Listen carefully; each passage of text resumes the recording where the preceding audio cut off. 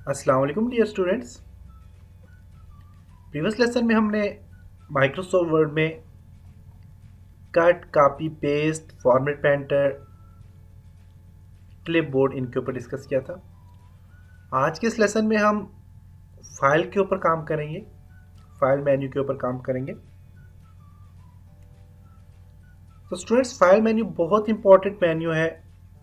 File menu के ज़रिए आप अपने टेक्स्ट को नई फाइल ओपन कर सकते हैं, फाइल कोई भी उसको ओपन कर सकते हैं, अपनी फाइल को सेव कर सकते हैं, सेव एज कर सकते हैं, प्रिंट निकाल सकते हैं, शेयर कर सकते हैं, एक्सपोर्ट, क्लोज, ये सारे काम आप फाइल मेन्यू के ज़रिए कर सकते हैं।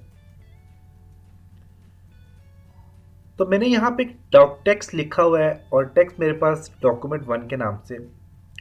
फाइल मेन्यू पे क्लिक करता हूँ, फाइल में इन्फो पे क्लिक करके आप इन्फो में आप अपने फाइल की प्रॉपर्टीज़ देख सकते हैं। साइज़ क्या है, फाइल में पेजेस कितने हैं, वर्ड कितने लिखे हुए हैं, टोटल एडिटिंग टाइम कितना इस पे लगा है, टाइटल क्या है, टैग क्या है, ये सारी चीज़ें आप यहाँ से देख सकते हैं।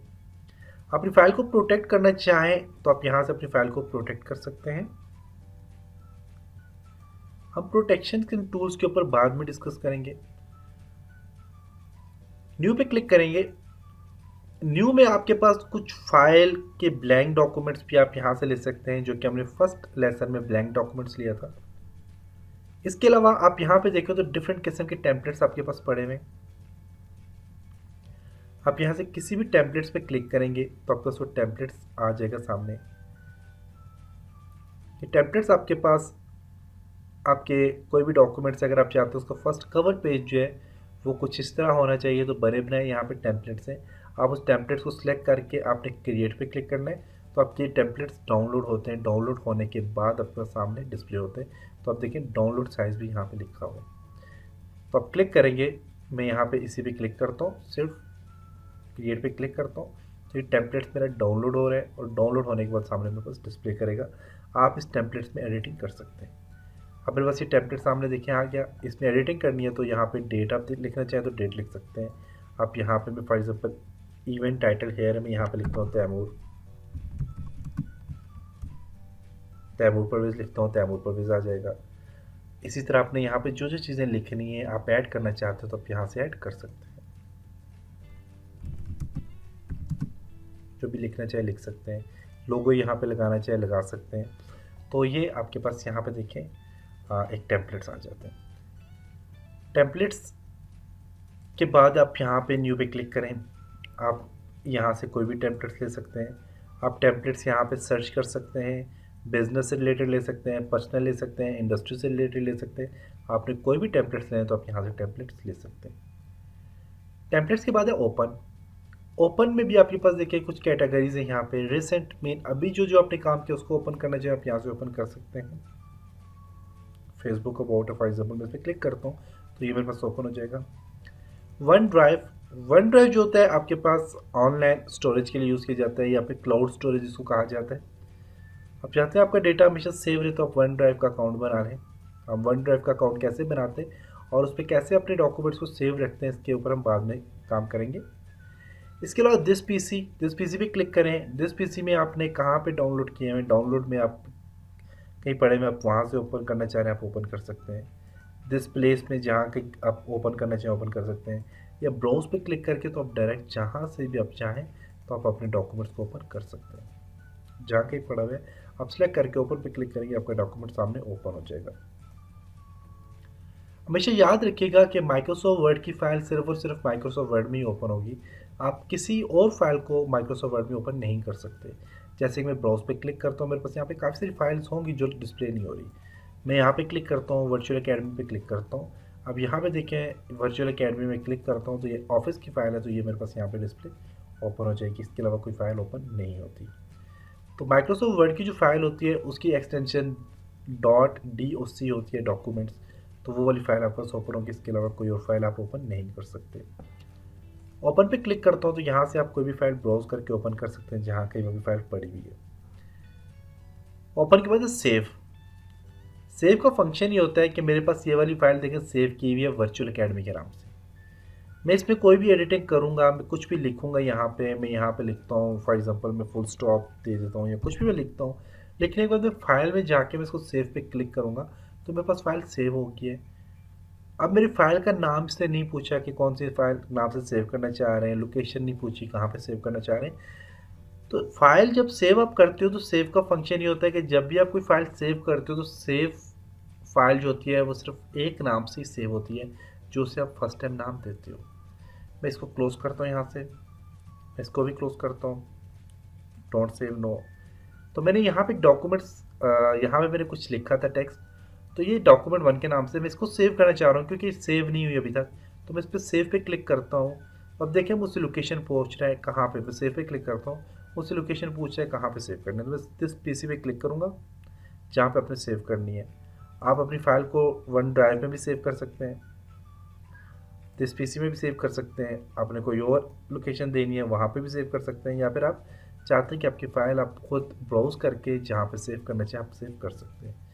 तो मैं अपनी फ़ाइल को फॉर एग्जांपल डेस्कटॉप पे सेव करना चाह रहा हूँ, तो मैं यहाँ से डेस्कटॉप सेलेक्ट करता हूँ, डेस्कटॉप पे सेव करना चाह रहा हूँ। डेस्कटॉप पे सेव करने के बाद आप यहाँ पे अपनी फ़ाइल का नाम देंगे, मैं फ़ाइल का नाम दे देता हूँ अली, और मैं अब सेव पे क्लिक करूँगा तो मेरी फ़ाइल अली के नाम से सेव हो चुकी है और टाइटल बार पे मेरे पास देखें अली लिखा हुआ आगे। अब मैं अपनी फ़ाइल को क्लोज़ करता हूँ, मैं यहाँ से डेस्कटॉप को शो करता हूँ, अली की फ़ाइल मेरे पास यहाँ पे देखिए पड़ी हुई है। इस पर डबल क्लिक करता हूँ मैं, तो फाइल मेरे पास माइक्रोसॉफ्ट वर्ड में ओपन हो जाएगी जो कि अली की फ़ाइल है। अब मैं इस पर कुछ और एडिटिंग करता हूँ, कुछ लिखता हूँ। मैंने ये कुछ लिखा है, लिखने के बाद मैं इस पर काम करता हूँ, मैं इसमें इसको सेव करता हूँ, तो देखें ये डायरेक्ट सेव हो जाएगी। इसने मुझसे कुछ नहीं पूछा कि आप कहाँ पे फाइल सेव करना चाह रहे हैं, आप किस नाम से सेव करना चाह रहे हैं, ये डायरेक्ट सेव होगी है। मैं दोबारा इस फाइल को ओपन करता हूँ,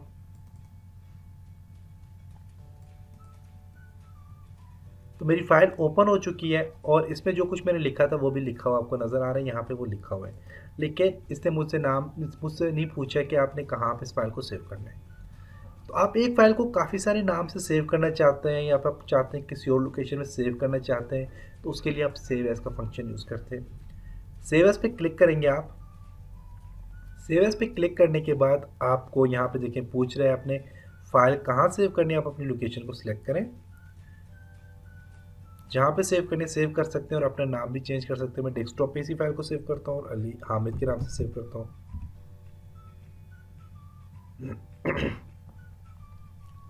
हामिद के नाम से इस फाइल को सेव करता हूँ और मैं यहाँ पे सेव पे क्लिक करूँगा तो मेरी फ़ाइल हामिद के नाम से भी सेव हो चुकी है। अब देखिए यही फ़ाइल दो नामों से सेव हो चुकी है, अली और हामिद दोनों के नाम से सेव हो चुकी है। तो ये फंक्शन होता है सेव एज़ का।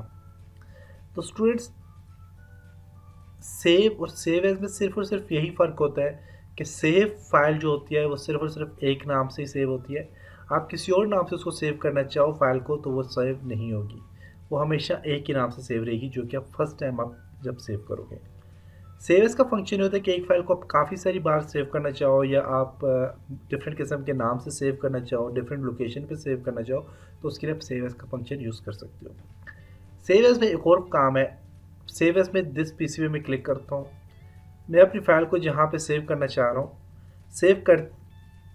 सेव भी करना चाह रहा हूँ, मैं अपनी फ़ाइल को प्रोटेक्ट भी करना चाह रहा हूँ। इसके लिए आप सेव एज़ पे क्लिक करेंगे, अपनी फ़ाइल को सिलेक्ट करेंगे, हामिद की फ़ाइल है, टूल्स पे क्लिक करेंगे, जर्नल ऑप्शन पे क्लिक करेंगे, पासवर्ड टू ओपन के लिए पासवर्ड देंगे 1 2 3 में पासवर्ड देता हूँ, पासवर्ड टू मॉडिफाई के लिए पासवर्ड देंगे 1 2 3। लेकिन अगर फाइल ओपन होती है तो ओपन हो जाए और मॉडिफाई का ही पासवर्ड देंगे तो आपकी फाइल में चेंजिंग नहीं आएंगी। आपने ओके करना है, कह रहे री enter password to open 1 2 3, reenter to modify 4 5 6, I think 4 5 6 यही है, this password not match, sorry, okay 1 2 3, okay modify के लिए भी 1 2 3 मैंने दिया था, ओके। अब इसको मैं सेव कर देता हूँ। अभी मेरी फाइल हामिद के नाम वाली सेव हो चुकी है। इस पर डबल क्लिक करता हूँ तो इस फाइल पे देखिए प्रोटेक्शन लगी हुई है। अब मैं लिखता हूँ यहाँ पे 1 2 3 एंटर 4 5 सॉरी 1 2 1 2 3 एंटर, तो मेरे पास फाइल ये ओपन हो चुकी है। अब आप चाहते हो कि आपकी फ़ाइल जो है ये जब भी आप इसको ओपन करोगे तो इसी तरह ये पासवर्ड मांगेगी। आप चाहते हो आपकी फ़ाइल ये बार बार पासवर्ड ना मांगे, तो उसके लिए आपने क्या करना है, आप इस फाइल को ओपन करें, करने के बाद आप फाइल में जाएं दोबारा, आप यहाँ से सेव एज़ पे क्लिक करेंगे। अब ये जो इन्फो वाला ऑप्शन है, ये जो मैंने प्रोटेक्ट किया फाइल, देखें प्रोटेक्ट है। अब देखिए इस फाइल को ओपन करने के लिए आपने प्रोटेक्शन दी हुई है। तो मैंने कहा था कि ये चीज़ आपको बाद में डिस्कस करूँगा, तो ये वही चीज़ है कि आपने फाइल को प्रोटेक्ट किया हुआ है पासवर्ड से। मैं सेव एज़ पे क्लिक करता हूँ, मैं दिस पीसी पे क्लिक करूँगा, हामिद की फ़ाइल है। मैं यहाँ पे टूल्स में जाऊँगा, जनरल ऑप्शन में जाके पासवर्ड को आपने क्या करना है, रिमूव कर देना है। मैं इस पासवर्ड को भी क्या करता हूँ, रिमूव कर देता हूँ। ओके, और यहाँ पे दोबारा सेव पे क्लिक करूँगा तो अब ये मुझसे पासवर्ड नहीं मांगेगी और ये फाइल मेरी पासवर्ड से हट गई है। तो ये था आज का लेसन जिसमें हमने फाइल मेन्यू के ऊपर डिस्कस किया। हमने फाइल में इन्फो, न्यू, ओपन, सेव और सेव एज़ पे काम किया। चलो नेक्स्ट लेसन में हम प्रिंट, शेयर और इनके ऊपर डिस्कस करेंगे। तब तक अपना ख्याल रखिएगा, अपनी दुआओं में याद रखिएगा। खुदा हाफिज़।